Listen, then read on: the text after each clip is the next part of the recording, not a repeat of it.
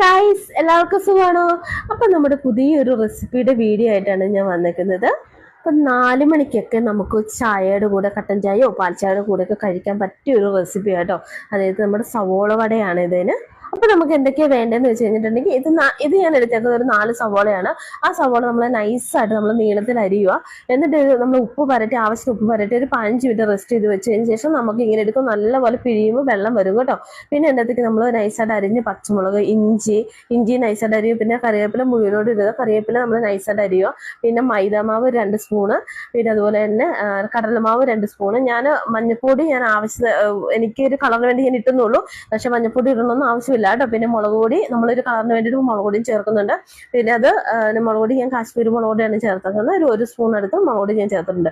പിന്നെ നമ്മൾ പെരിഞ്ചീരകം ജസ്റ്റ് നമ്മൾ ചതച്ചിട്ട് പെരിഞ്ചീരകം കൂടെ എടുത്ത് ചേർത്ത് കൊടുക്കണം കേട്ടോ.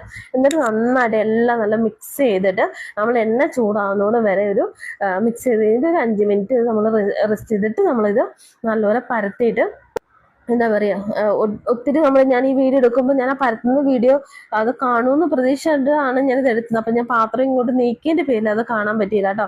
അത് എന്റെ ഭാഗത്തുണ്ടായ ഒരു വീഴ്ചയാണ്. ഞാൻ ബാക്ക് ക്യാമറ ഇട്ടിട്ടാണ് ചെയ്തത്. അപ്പൊ അതുകൊണ്ട് പറ്റിപ്പോയതൊരു അബദ്ധം കേട്ടോ. അപ്പോൾ നിങ്ങളത് വീഡിയോ മാക്സിമം അത് കട്ടി കുറച്ചിട്ട് നിങ്ങളത് പരത്തിയെടുക്കുക കേട്ടോ. ഒരുപാട് കട്ടിയായി കഴിഞ്ഞാൽ ഉള്ളു വേവാതെ വരും. നമ്മൾ ഒരുപാട് നേരിട്ട് വേവിക്കുമ്പോൾ കരിഞ്ഞു പോകാൻ ചാൻസ് ഉണ്ട്. അപ്പൊ അതുകൊണ്ട് ഒത്തിരി ഇതാകാതിരിക്കാൻ മാക്സിമം നോക്കുക കേട്ടോ. പിന്നെ ഇതുപോലെ നമ്മൾ വൈകുന്നേരം സമയത്ത് 4 മണി സമയത്തേക്ക് 5 മണിക്ക് സമയത്തേക്ക് നമുക്കൊരു ചായയുടെ കൂടെ കട്ടൻ ചായയോ പാൽ ചായയുടെ കൂടെ ഒക്കെ കഴിക്കാൻ നല്ല ടേസ്റ്റ് കേട്ടോ. ഞാൻ 2-3 പ്രാവശ്യം ഉണ്ടാക്കി നോക്കിയിട്ടാട്ടോ ഞാൻ യൂട്യൂബിൽ കണ്ടിട്ട് തന്നെ ഉണ്ടാക്കി നോക്കിയതാട്ടോ. നല്ല അടിപൊളി ടേസ്റ്റ്. അപ്പൊ നിങ്ങൾ ഇത് ഉണ്ടാക്കി നോക്കിയിട്ട് ഇതിന്റെ അഭിപ്രായങ്ങളും കാര്യങ്ങളും നിങ്ങൾ കമന്റിലൂടെ പറയാട്ടോ. അപ്പൊ ഓക്കെ, താങ്ക് യു.